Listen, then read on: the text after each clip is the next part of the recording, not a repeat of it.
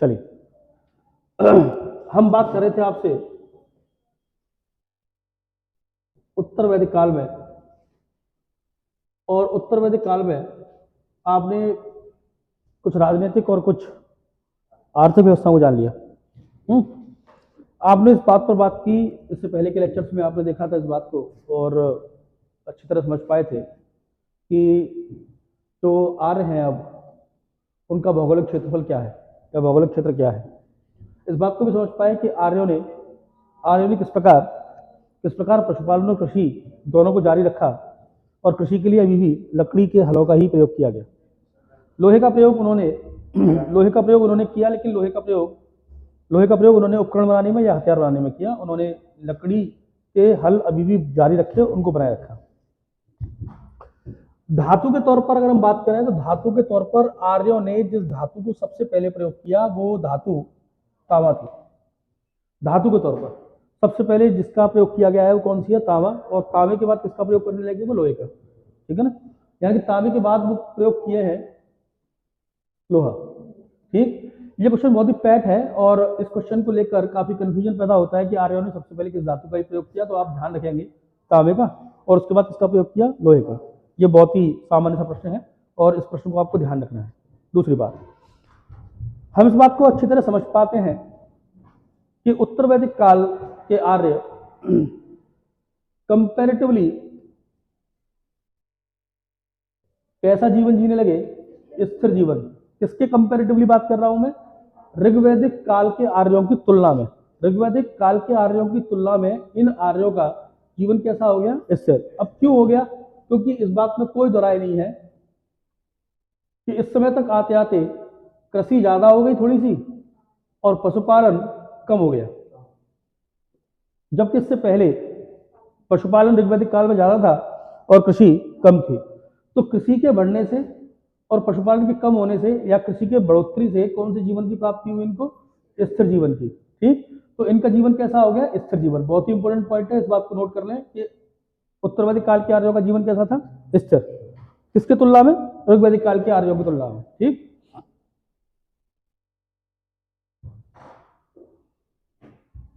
ये बात ध्यान रखनी है आपको। दूसरी बात, हम सब इस बात को जानते हैं कि ऋग्वैदिक काल में प्रमुख तौर पर क्या पाए गए हैं या क्या पाए जाते हैं? गांव। यानी कि ऋग्वैदिक काल की जो अर्थव्यवस्था है वो ग्रामीण अर्थव्यवस्था है। लेकिन आप जब उत्तर वैदिक काल की तरफ आते हैं तो आपने इस बात को माना कि उत्तर वैदिक काल में थोड़ी सी राजनीतिक व्यवस्था बड़ी हो गई और जनों को मिलाकर क्या बनने लगे? जनपद बनने लगे। तो गांव जो है, उन गांव का विकास किस रूप में हुआ? नागर शब्द का प्रयोग हुआ है। कौन से शब्द का? नागर शब्द का प्रयोग हुआ है। और नागर का मतलब हम कह सकते हैं कि क्या आ गया अस्तित्व में? टाउन, कस्बे। इसका मतलब क्या हुआ? इसका मतलब ये हुआ कि आप इस बात को देखते हैं कि आपकी सभ्यता जो हड़प्पा सभ्यता है वो शहरी सभ्यता है, और शहरी सभ्यता से आप किधर मूव कर रहे हैं? गांव की तरफ। और गांव से फिर किधर आ रहे हैं आप? नगरों की तरफ या टाउन की, कस्बों की तरफ। और कस्बों से दोबारा आप कहां पहुंच जाएंगे? शहरों की तरफ। बात समझ में आ रही है? इसका मतलब क्या हुआ? इसका मतलब ये हुआ कि फर्स्ट अर्बन रेवोल्यूशन, पहली नगरीय क्रांति कौन सी है? Indus valley civilisation. दूसरी सेकंड अर्बन रेवोल्यूशन कौन सी है? तो आप कहेंगे इसको आप जब बनेंगे आपके यहां क्या? जनपद बनेंगे, यानी कि जनपद भी और बड़े हो जाएंगे और क्या बन जाएंगे? तो दोबारा से आप कौन सी सभ्यता की तरफ लौटेंगे? शहरी सभ्यता की तरफ। प्रारंभ भी कहां से किया आपने? शहरी सभ्यता से, है ना, और अंत भी कहां देख रहे हैं आप? शहरी सभ्यता की तरफ। ठीक है, दोबारा से रिपीट कर रहा हूं। पहली अर्बन रेवोल्यूशन आईवीसी, जिसको आप इंडस वैली सिविलाइजेशन कह रहे हैं, और जिसके लिए प्रमुख नदी कौन सी है? तो आपने कहा जिसके लिए प्रमुख नदी है इंडस, सिंधु नदी। और वहीं जब आप सेकंड अर्बन रेवोल्यूशन की बात कर रहे हैं, द्वितीय नगरी क्रांति की, तो इसको आप देखेंगे कौन सी इंपोर्टेंट रिवर के आसपास? तो आप कहेंगे गंगा रिवर। कौन सी रिवर? तो पहली शहरी क्रांति हुई सिंधु नदी के किनारे, और दूसरी शहरी क्रांति किधर हुई? बनाए इसको। पहली नगरीय क्रांति सिंधु नदी के किनारे और दूसरी नगरीय क्रांति गंगा नदी के किनारे। अभी कस्बे डेवलप हो रहा है, क्यों? क्योंकि एग्रीकल्चर क्या हो गया है, बढ़ गया है, और पशुपालन क्या हो गया, कम।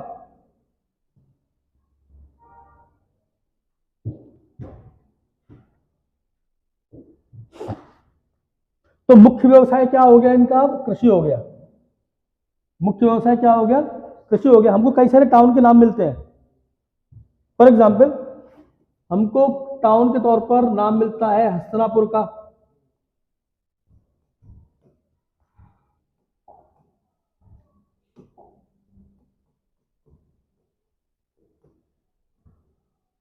हमको टाउन के तौर पर नाम मिलता है कौशाम्बी का। हस्तिनापुर मेरठ वाला इलाका और कौशाम्बी इलाहाबाद वाला इलाका है ना। कौशाम्बी कौन सा इलाका है? इलाहाबाद के आसपास का इलाका। और हस्तिनापुर किसके आसपास का इलाका है? मेरठ के आसपास का इलाका। ध्यान रखेंगे इस बात को, ठीक है ना।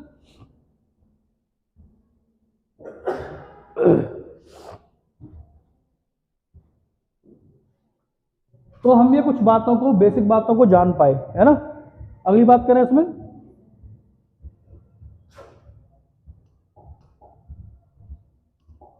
अगली बात करते हैं, देखिएगा ध्यान से। अगर हम अब लेटर वैदिक पीरियड की, उत्तर वैदिक काल की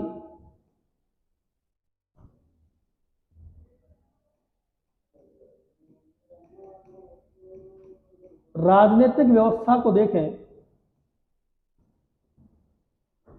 तो राजनीतिक व्यवस्था में, पॉलिटिकल ऑर्गेनाइजेशन में हमको कई सारे चेंजेस, हमको कई सारे अंतर मिलेंगे, कई सारे डिफरेंसेस दिखाई देंगे। जैसे कि एग्जांपल से बात कर रहा हूं आपको, जैसे कि आपने पहला देखा कि ऋग्वैदिक काल में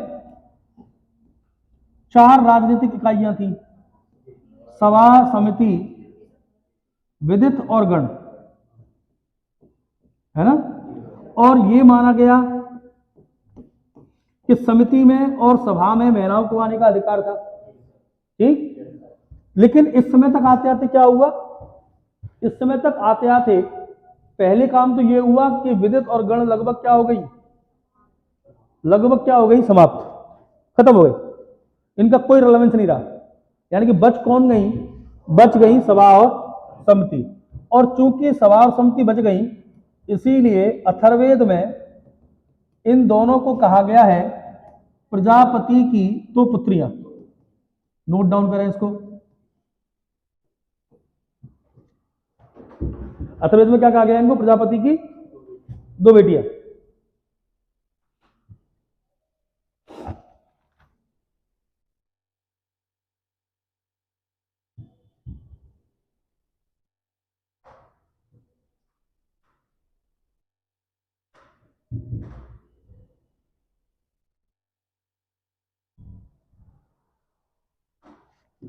और अब आपको ध्यान रखना है कि महिलाओं को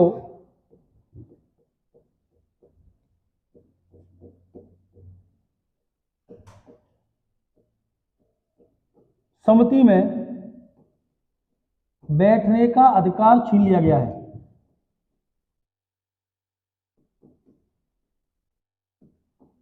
इसका मतलब महिलाओं की जो राजनीतिक स्थिति थी वो गिर गई, क्योंकि महिलाओं को समिति में बैठने के अधिकार को क्या कर लिया गया? छीन लिया गया।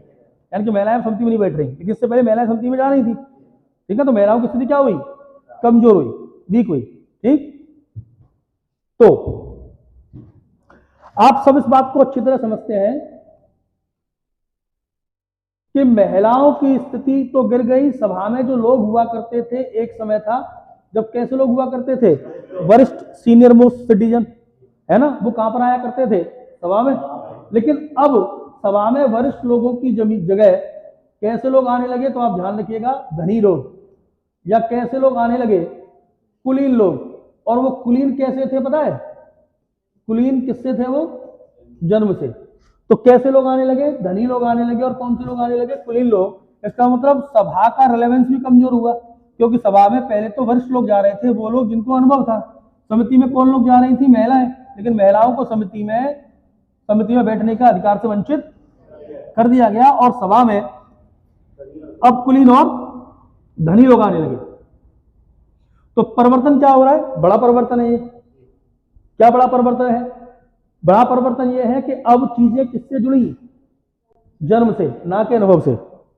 अब चीजें आयु से ना होकर किससे डिसाइड होने लगी, जन्म से, है ना। एक बड़ा परिवर्तन है।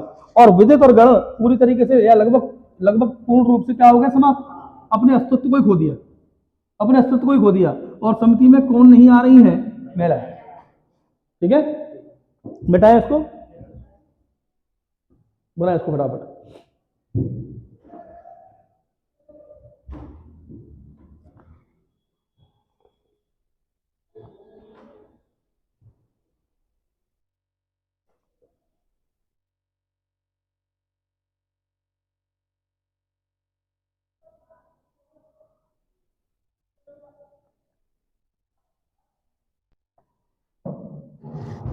अगली बात,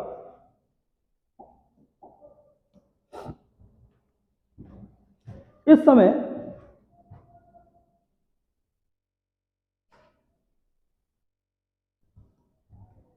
राजा के लिए उल्लेख हुआ है 4 प्रकार के यज्ञों का।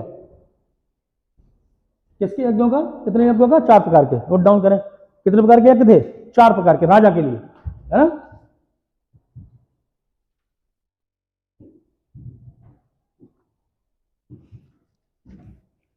अब बहुत ध्यान से समझना है आपको, ठीक है। 4 प्रकार के यज्ञों में इन चारों यज्ञों को देखेंगे और फिर इन 4 प्रकार के यज्ञों को देखने के बाद हम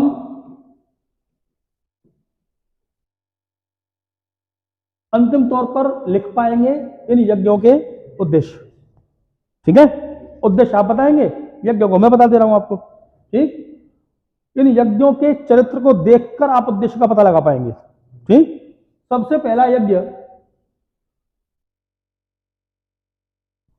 कौन सा यज्ञ, अश्वमेध यज्ञ। ठीक, दूसरा यज्ञ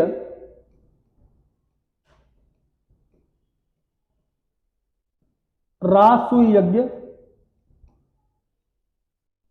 तीसरा यज्ञ वाजपेय यज्ञ।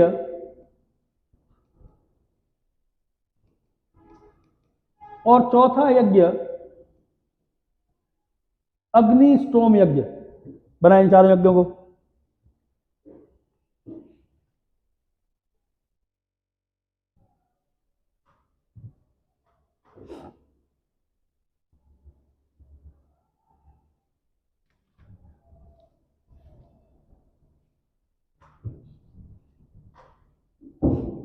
एक एक करके यज्ञों को देखते हैं, ठीक है।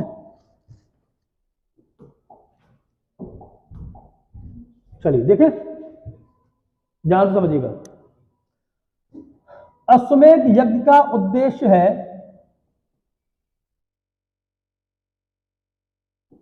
क्या, साम्राज्य का क्या, वेरी गुड।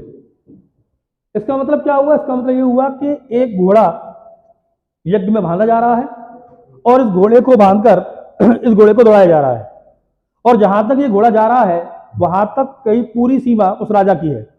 इसका मतलब मैं रफली लिख रहा हूं यहां पर ऊपर, ठीक है। कोई राजा क्या बनना चाहता है, इसको देखेंगे आप अभी। चक्रवर्ती का मतलब क्या हुआ, चक्रवर्ती का मतलब यह हुआ कि हर एक वर्त में, हर एक दिशा में उसी का शासन है, उसी का चक्र है। चक्र क्या है, इज सिंबल ऑफ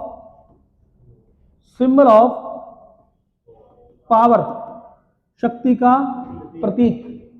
चक्र क्या है, दोबारा से रिपीट कर रहा हूं। चक्र को आप इंग्लिश में व्हील कहते हैं, ठीक है। ये चक्र क्या है, ये है एक प्रकार का, कैसा चक्र है राजा के पास, धर्म चक्र है। अर्थात शक्ति को कौन सी मर्यादा में रहते हुए प्रयोग करेगा राजा, धर्म की मर्यादा में, ठीक है। तो ये क्या है, ये व्हील ऑफ विजडम है, ये व्हील ऑफ धर्मा है। धर्मा का मतलब ये रिलीजन नहीं है, धर्म का मतलब है आपकी कर्तव्य, यानी कि राजा के क्या है, अपने कर्तव्य हैं। और राजा अगर उन कर्तव्यों से मुंह मोड़ेगा तो ये धर्म चक्र चला जाएगा। तो खैर दोबारा से आते हैं। अश्वमेध यज्ञ का उद्देश्य क्या है? साम्राज्य का क्या करना? विस्तार। ठीक। दूसरा कौन सा? राजसूय यज्ञ। राजसूय यज्ञ किया जा रहा है राज्याभिषेक के समय, कोरोनेशन के टाइम पर जब राज्य का अभिषेक किया जाता था तब कौन से यज्ञ का अनुष्ठान किया जाता था? राजसूय यज्ञ का। इसका मतलब क्या हुआ? इसका मतलब यह हुआ कि राजसूय यज्ञ से ऐसा लगता था कि राजा के पास कौन सी पावर आ गई है? डिवाइन पावर का मतलब दैवीय शक्ति। राजा के पास कौन सी शक्ति आ गई है? दैवीय शक्ति। बात समझ में आ रही है? तो राजसूय यज्ञ का उद्देश्य क्या है? राजसूय यज्ञ का उद्देश्य है राजा को राजा बनाना या राजा को दैवीय शक्ति प्रदान करना। ठीक है, क्योंकि आप जानते हैं कि राजा के लिए आपने कल देखा था डिवाइन थ्योरी ऑफ स्टेट। बोलते जाओ फटाफट कि राजा को नियुक्त किसने किया है? ईश्वर ने। ईश्वर ने। तो राजा को शक्तिशाली बनाने के लिए, राजा को शक्ति प्रदान करने के लिए कौन सा यज्ञ किया जा रहा है? राज्याभिषेक किया जा रहा है, जिसको आप कौन सा यज्ञ कह रहे हैं? राजसूय यज्ञ। यज्ञों को अच्छी तरह समझ लीजिएगा, यहां से क्वेश्चन आया हुआ है।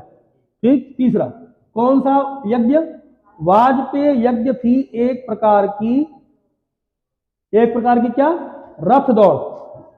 इसका मतलब इसमें रथ दौड़ाए जाते थे और जो साथी हुआ करते थे, जो रथ दौड़ाया करते थे राजा के साथ, वो जानबूझकर हारते थे राजा से, जिससे कि प्रजा के मन में राजा के प्रति एक सकारात्मक भाव बने कि राजा हम सब में सबसे ज्यादा शक्तिशाली है। नहीं समझ मेरी बात? तो राजा को शक्तिशाली दिखाने के लिए इस घुड़दौड़ में जबरदस्ती जिताया जाता था। बात समझ में आ रही है? तो यहां कौन सा यज्ञ है? वाजपेय यज्ञ। कौन सा यज्ञ? वाजपेय यज्ञ। ठीक है। तीसरा कौन सा यज्ञ? अग्निष्टोम यज्ञ। अग्निष्टोम यज्ञ किया जाता था संतान की प्राप्ति के लिए। किसकी प्राप्ति के लिए? संतान की प्राप्ति के लिए कौन सा यज्ञ किया जा रहा है? अग्निष्टोम यज्ञ। लिखा है इसको।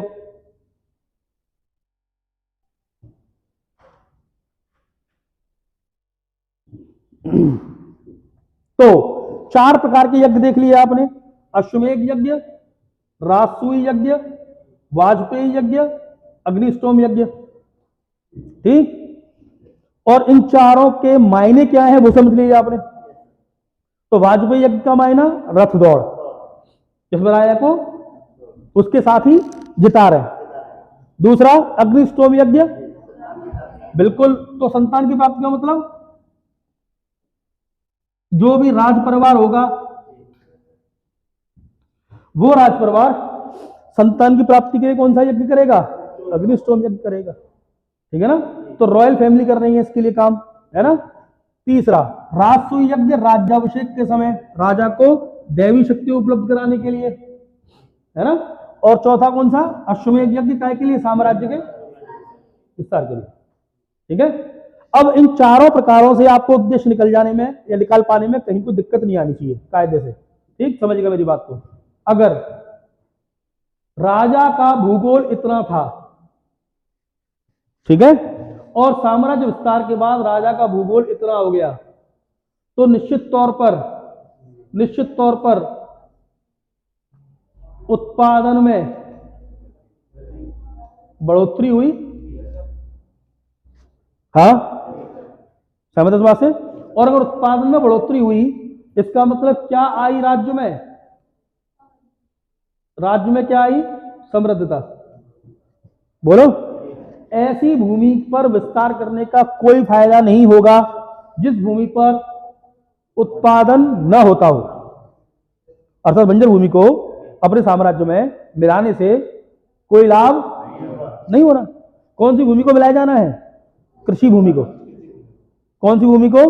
इसका मतलब क्या हुआ? इसका मतलब यह हुआ कि पहला उद्देश्य इन यज्ञों का क्या रहा होगा? कृषि उत्पादन में, हाँ, इसका मतलब कृषि उत्पादन वृद्धि का मतलब ये उद्देश्य कैसा हो गया, कैसा उद्देश्य हो गया, इकोनॉमिक, आर्थिक उद्देश्य। क्या, कृषि उत्पादन को क्या किया जाए, बढ़ाया जाए, और कृषि उत्पादन को बढ़ाने के लिए नई कृषि भूमियों को अपने राज्य के अंदर लाना पड़ेगा, और नई कृषि भूमियों को जब राज्य के अंदर लेकर आएंगे तो कृषि उत्पादन क्या हो जाएगा, बढ़ जाएगा। सहमत इस बात से। दूसरा उद्देश्य, निश्चित तौर पर दूसरा उद्देश्य क्या होगा, निश्चित तौर पर दूसरा उद्देश्य होगा कि राजा को क्या बनाया जाए, क्या दिखाया जाए, शक्तिशाली। कि वो राजा क्या है, तो जो राजा क्या करता होगा वो राजा क्या बनता होगा, अर्थात ये चक्रवर्ती उपाधि होना राजा को क्या दिखाती है। हाँ, तो इसका मतलब ये कैसा उद्देश्य हुआ शक्तिशाली वाला, ये हुआ जिससे कि दूसरे राज्य उस राजा से डरे नहीं। तो राजा को शक्ति प्रदान करना पहला उद्देश्य, और आर्थिक उत्पादन को, आर्थिक गतिविधियों को, कृषि उत्पादन को बढ़ाना दूसरा उद्देश्य। इसका मतलब आपसे पूछा जाए कि इन चारों यज्ञों के उद्देश्य क्या थे, तो अंततः आप कह सकते हैं कि कृषि उत्पादन में बढ़ोतरी करना और राजा को शक्तिशाली बनाना, ये दो उद्देश्य हैं, और कोई इसका उद्देश्य हमको दिखाई दे नहीं रहा। ठीक है, तो चार प्रकार के यज्ञ कौन करने लगा, राजा। जबकि इससे पहले, अब देखिए मैं आपको बता रहा हूं ये यज्ञ की बात में क्यों कर रहा हूं, यज्ञ की बात में क्यों कर रहा हूं उसको समझिएगा थोड़ा सा। ठीक है, अगर आप लिंक कर पाए तो बता दूं सब बातों को, बहुत ध्यान समझिएगा। ठीक है सर जी, आप यज्ञ की बात क्यों कर रहे हैं, मैं यज्ञ की बात इसीलिए कर रहा हूं कि ऋग्वेद में यज्ञ के बारे में कोई जानकारी नहीं है, यानी कि यज्ञ के अनुष्ठानों के बारे में जानकारी हमको कहां मिलती है, यजुर्वेद में। कहां मिलती है, और यजुर्वेद सर जी 1000 BC के बाद आया। हाँ, पहले कौन सा वेद था, ऋग्वेद। चूंकि सर जी यजुर्वेद 1000 BC के बाद आया, इसलिए हम किसकी बात कर रहे हैं, इससे पहले नहीं कर रहे, इससे पहले यज्ञों की बात नहीं कर रहे। तो यज्ञ के अनुष्ठानों की जानकारी, यज्ञ की वेदी का साइज क्या होगा, इसकी जानकारी हमको कहां से मिलती है, यजुर्वेद से। इसीलिए हम यज्ञों की बात उत्तर वैदिक काल में कर रहे हैं, ना कि ऋग्वैदिक काल में। ऋग्वैदिक काल में बात सही में आपको। चलिए तो दोबारा से देखिए क्या क्या देखा आपने, कॉपी को देखिए अपनी को।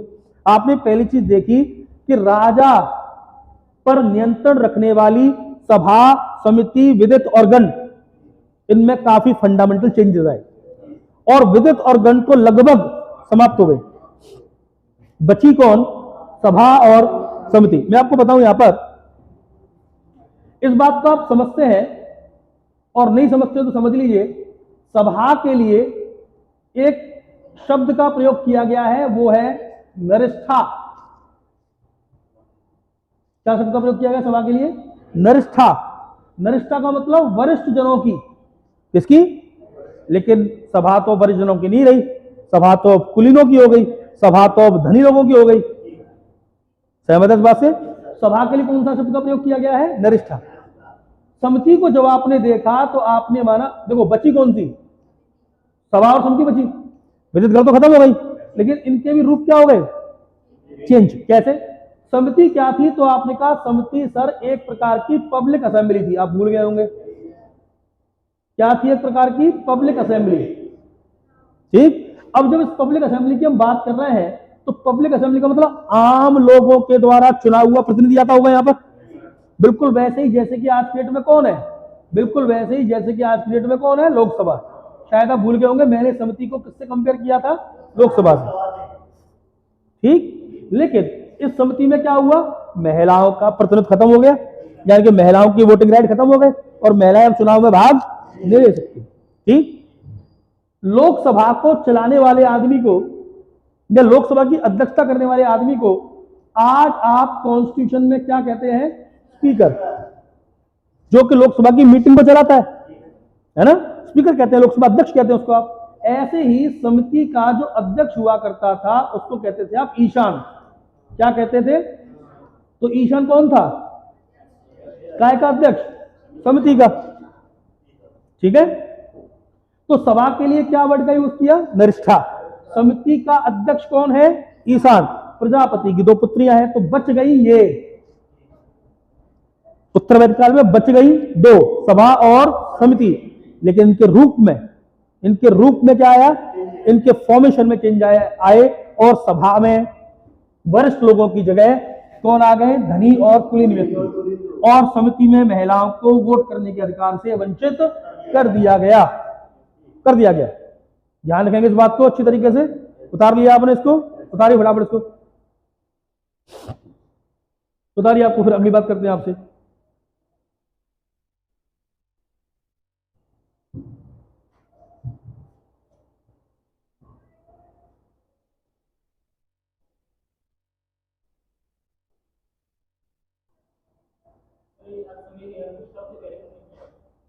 किसने किया था? ये कोई जानकारी नहीं है भाई। ठीक, लेकिन अगर हम देखें तो सबसे पहले अश्वमेध की जानकारी हमको लिखित एविडेंस के तौर पर कौन से वंश में मिलती है? शुंग वंश में। बात सही में? ठीक है, कौन से वंश में मिलती है? शुंग वंश में। लेकिन अगर हम महाकाव्य काल को शुंग वंश से पहले माने तो सबसे पहले अश्वमेध यज्ञ की जानकारी किसकी मिलती है? राम की। बात सही में आ रही है? खैर, लेकिन ये तथ्य नहीं है कोई महत्वपूर्ण। क्यों? क्योंकि इपिक इरा या महाकाव्य काल को इतिहासकारों ने इतिहास में जगह दी नहीं है। बात सही में आ रही है? इसलिए मैं महाकाव्य काल पर बात भी नहीं करता हूं ज्यादा। लेकिन अगर लिखित साक्ष्य के तौर पर देखें तो अश्वमेध यज्ञ करने वाला व्यक्ति कौन दिख रहा है आपको? पुष्यमित्र शुंग। इसका मतलब या तो अश्वमेध यज्ञ किए गए होंगे उत्तर वैदिक काल में राजाओं के द्वारा, जिसकी लिखित जानकारी हमारे पास नहीं है, या फिर मौर्यों के बाद किसने किए होंगे? शुंगों ने, क्योंकि मौर्यों ने तो बौद्ध धर्म और जैन धर्म को अपनाया। बात समझ आ रही है? तो मौर्यों के बाद किसने किए होंगे? शुंगों ने, और शुंगों के संस्थापक पुष्यमित्र शुंग ने सबसे पहले किए होंगे, और किए भी थे। बात समझ में आ रही है? खैर, ये कंसर्न नहीं है हमारा। अगली बात क्या है? लेकिन एक बात हमको कॉन्सेप्चुअली क्लियर हो गई कि जो भी अश्वमेध यज्ञ करेगा उसकी आशा क्या होगी? उसकी आशा होगी कि वो चक्रवर्ती बनना चाहता है। क्या बनना चाहता है? लेकिन अश्वमेध यज्ञ के बिना भी शक्ति के बल पर चक्रवर्ती बनाया जा सकता है, जैसे कि सम्राट अशोक थे, जिन्होंने किसी प्रकार का कोई अश्वमेध यज्ञ नहीं किया, उसके बावजूद भी वो चक्रवर्ती थे। ध्यान रखेंगे इस बात को। फिर इस पर बात करूंगा बाद में आपसे मैं। इतनी बात समझ में आई आपको? चलिए अगली बात देखते हैं। अगली बात में हम इस बात को समझते हैं कि उत्तर वैदिक काल में एक शब्द का प्रयोग किया गया है, जिस शब्द का नाम है राष्ट्र। क्या नाम? अब समझ गए मेरी बात को। राष्ट्र को अगर हम आज देखें तो ये इंग्लिश में क्या कहलाता है? नेशन। ठीक है, विशेष तौर पर समझिएगा, राष्ट्र जुड़ा है कल्चरल आइडेंटिटी से, सांस्कृतिक पहचान से, जिसको हम कहते हैं निर्जातीयता। निर्जातीयता के 2 बिंदु होते हैं। एक होता है शारीरिक बनावट और एक होता है सांस्कृतिक मूल्य। नहीं समझ में? समझाते हैं। एक जैसी शारीरिक बनावट वाले लोगों की प्रजाति एक जैसी होगी, जिसको क्या कहेंगे? रेस। अभी समझ में आ रही बात? जैसे कि हम सब आर्य हैं, लेकिन दक्षिण भारत के लोग आर्य नहीं है, द्रविड़ है। तो उनकी एथनिसिटी और हमारी एथनिसिटी में डिफरेंस है। उनकी भौगोलिक, उनकी शारीरिक बनावट और हमारी शारीरिक बनावट में अंतर है। जैसे कि उत्तर पूर्व में रहने वाले लोग ज्यादातर मिलते हैं चीन के लोगों से, ज्यादातर मिलते हैं कोरिया के लोगों से, ज्यादातर मिलते हैं जापान के लोगों से, क्योंकि वो काकेसाइड प्रजाति के हैं। कौन सी रेस के हैं? काकेसाइड। नहीं समझ में आ रही बात? तो वो लोगों की प्रजाति एक है, हम लोगों की प्रजाति एक है। मेरी बात समझ में आई? ना केवल शारीरिक बनावट एक जैसी हो, बल्कि हमारे सांस्कृतिक मूल्य भी क्या हो? एक जैसे। तब हम एक निर्जातीयता कहलाएंगे। क्या कहलाएंगे? एक निर्जातीयता। समझ गए मेरी बात? तो राष्ट्र का मतलब क्या हुआ कि राष्ट्र किसने बनाया? जिनकी एक जैसी थी, जिनके मूल्य, नहीं समझ में आ रही बात, जिनके सांस्कृतिक मूल्य भी एक जैसे थे और शारीरिक बनावट भी। इसीलिए कौन से शब्द का प्रयोग हुआ है? तो राष्ट्र का मतलब, तो इसका मतलब आर्यों ने यहां पर रहने वाले के साथ क्या किया? अरे बोलो। और ये द्रवण या तो दक्षिण में चले गए, या तो उत्तर पूर्व में, या तो पूर्व में चले गए। तो मैं कह रहा हूं क्या कौन से शब्द का प्रयोग हुआ है पहली बार? राष्ट्र शब्द का। तो आपके यहां राष्ट्र शब्द का प्रयोग कहां? वेद में। इसमें ऋग्वेद को छोड़कर, इसको छोड़कर, ऋग्वेद को छोड़कर वेदों में। समझ रही बात? और राष्ट्र का मतलब क्या होता है? सांस्कृतिक पहचान। ठीक है, इसका मतलब एक निर्जातीयता के लिए, एक निर्जातीयता के लिए एक राष्ट्र, दूसरी निर्जातीयता के लिए, इसका मतलब निर्जातीयता और राष्ट्रीयता इक्विवेलेंट हो गई। नहीं समझ में आ रही बात? इसका मतलब क्या हुआ? हिंदुस्तान की अगर मैं बात करूं तो हिंदुस्तान में कई निर्जातीयताएं हैं, अर्थात हिंदुस्तान में कई राष्ट्रीयताएं हैं। ठीक है, लेकिन सभी राष्ट्रीयताएं रहती हैं एक ही राजनीतिक इकाई के नीचे, जिसको क्या कहते हैं? राज्य। ठीक है, तो हम कैसे राज्य हैं? बहु राष्ट्रीयता वाले। नहीं समझ में आ रही बात? आई बात समझ में? हम कैसे राज्य हैं? बहुराष्ट्रीयता वाले, क्योंकि मल्टी नेशनैलिटी है हमारे यहां। सहमत है इस बात से? Very good. तो राष्ट्र शब्द का मतलब समझ में आया क्या होता है? राष्ट्र का मतलब होता है कल्चरल आइडेंटिटी, राष्ट्र का मतलब होता है कल्चरल वैल्यूज, राष्ट्र का मतलब होता है शारीरिक बनावट, मीन्स रेस। तो प्रजाति और निर्जातीय के बीच में डिफरेंस समझ में आया? प्रजाति में क्या जुड़ेंगे? जब मूल्य जुड़ेंगे तब क्या बनेगी? निर्जातीयता। ठीक है, निर्जातीयता को इंग्लिश में कहते हैं एथनिसिटी। क्या कहते हैं? एथनिसिटी। बात समझ में आ रही है? तो एथनिसिटी रेस और कल्चरल वैल्यूज को कंबाइन करके देखा जाता है। और एथनिसिटी और नेशनैलिटी ये दोनों ही एक जैसी बात है। ठीक है, तो राष्ट्र का शब्द का समझ में आया था आपको? और राष्ट्र का उल्लेख कहां हुआ है? ऋग्वेद को छोड़कर आगे के वेदों में, आगे वेदों में। तो इससे पहले मैंने आपको समझाया था कि किसका प्रयोग कर रहे थे आप? जन का। और अब किसका प्रयोग करने लगे? और राष्ट्र। ठीक है, बताया इसको, आगे की बात करते हैं।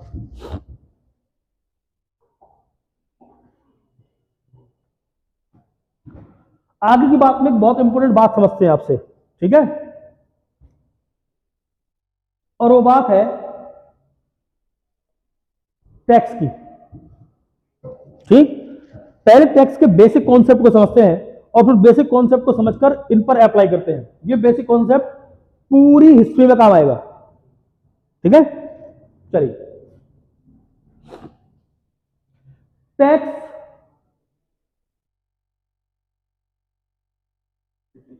सिटीजन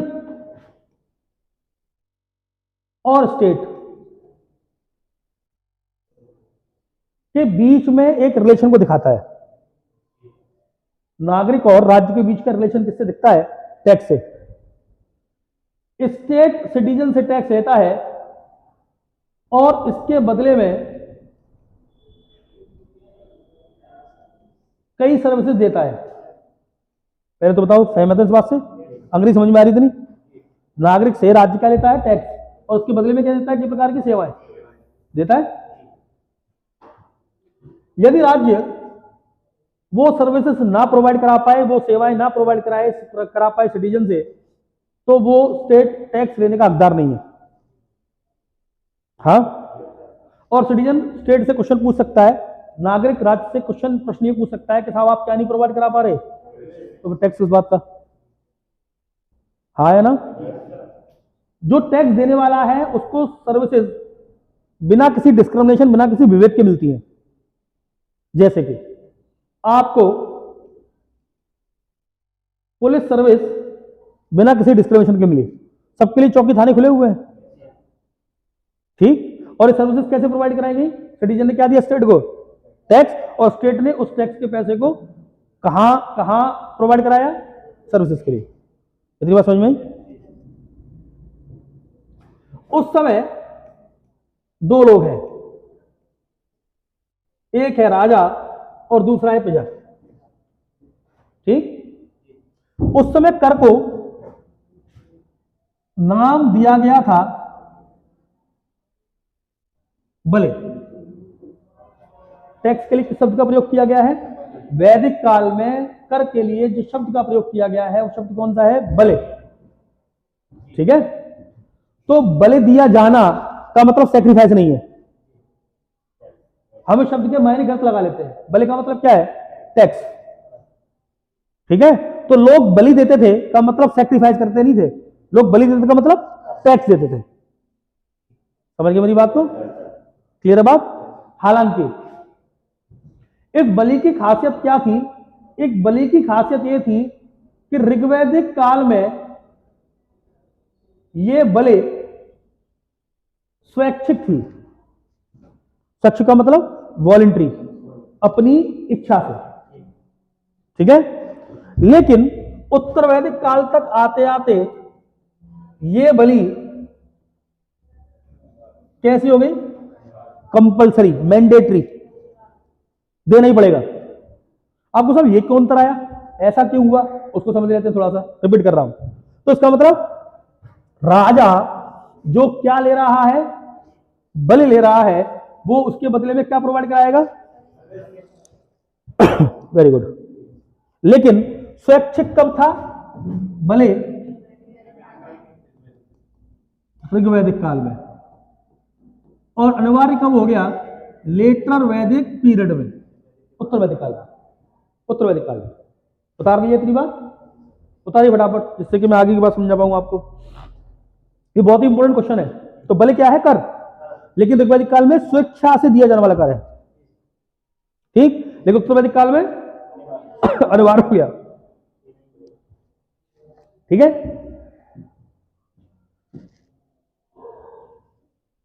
अब समझिएगा बात को।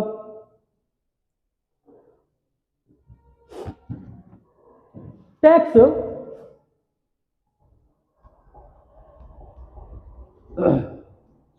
दो तरीके से लिया जा सकता है। मैं अब कभी नहीं समझाऊंगा टैक्स को आपको पूरी हिस्ट्री में, ठीक है। ये कॉन्सेप्ट दिमाग में बनाए रखेंगे आपने। या तो लिया जा सकता है ये इन कैश फॉर्म, नगद रूप में, या तो लिया जा सकता है इन कॉमोडिटी फॉर्म, वस्तु के रूप में। का मतलब मान के चलते हैं आपके यहां 100 किलो अनाज पैदा हुआ और टैक्स है 10%, तो कितने किलो अनाज दे दो? 10 किलो। नहीं समझ आ रही बात? आपकी इनकम हुई 100 रुपया और 10% टैक्स है 10 रुपया दे दो, in cash form. Cash form में तभी लिया जा सकता है जब क्या हो? करेंसी। अरे मुद्रा होगी तो ही तो लोगे कैश में, जब मुद्रा ही नहीं होगी तो कैश में ले लोगे?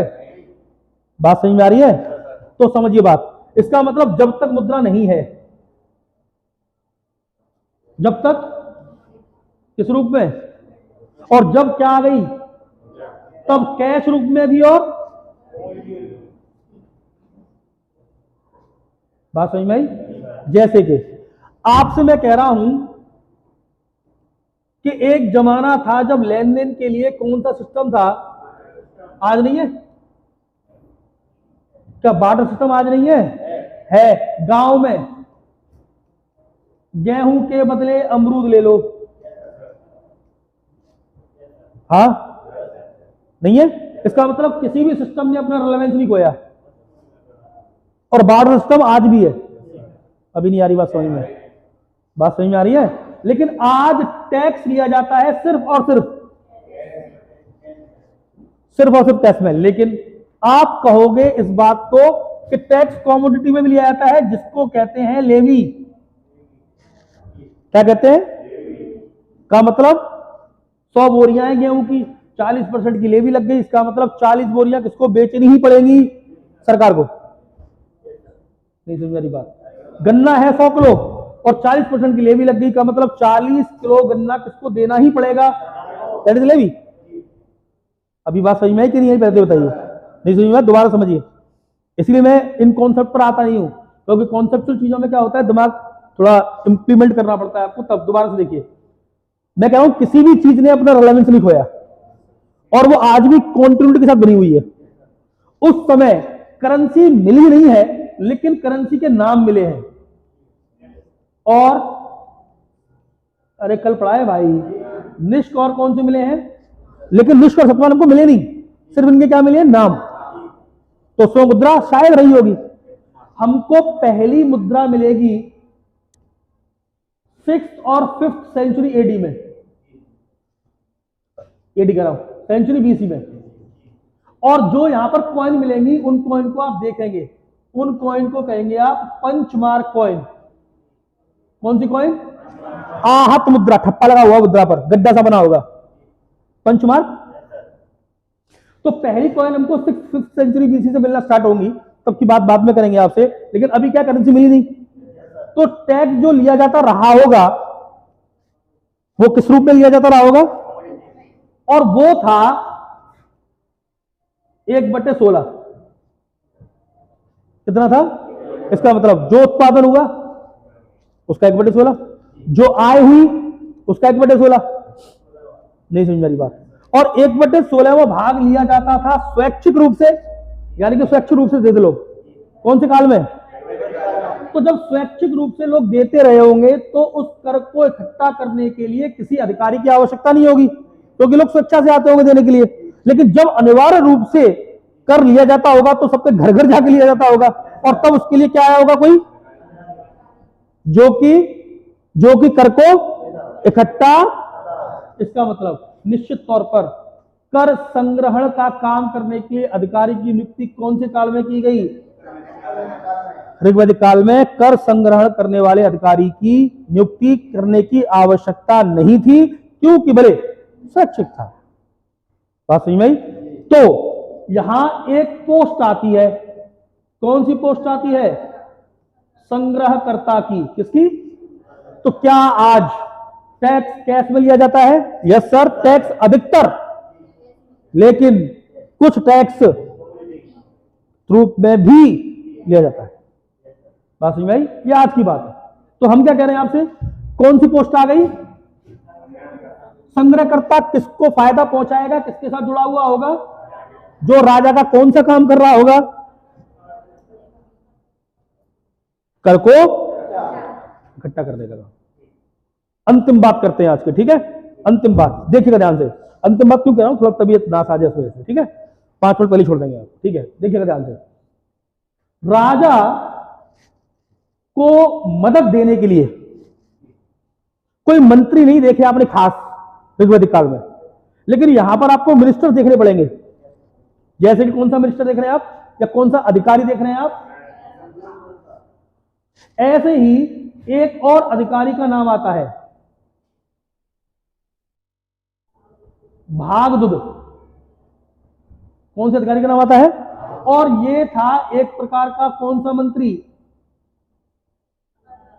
मिनिस्टर ऑफ फाइनेंस, वित्त मंत्री। क्या काम, ये अनुमान लगाएगा कि राजा को आय कहां से होनी है, और अनुमान लगाएगा राजा का पैसा व्यय, क्योंकि राजा को इस टैक्स का व्यय करना है क्या देने में। हाँ, जैसे कि आज की वित्त मंत्री बजट प्रस्तुत करती है, और बजट में क्या होता है, आय कहां से होगी और व्यय कहां होगा, और यही काम कौन करता रहा होगा। इसका मतलब इससे हमको 2 अधिकारियों की जानकारी मिलती है, 2 मंत्रियों की जानकारी मिलती है। कौन कौन सी, संग्रहकर्ता और भागदूत। भागदूत कौन है, वित्त मंत्री, और संग्रहकर्ता कौन है, कर का संग्रहण करने वाला। बात समझ में, 2 प्रमुख मंत्रियों की जानकारी मिलती है। ठीक, इसके आगे कल बात करेंगे आपसे, ठीक है। तो दोस्तों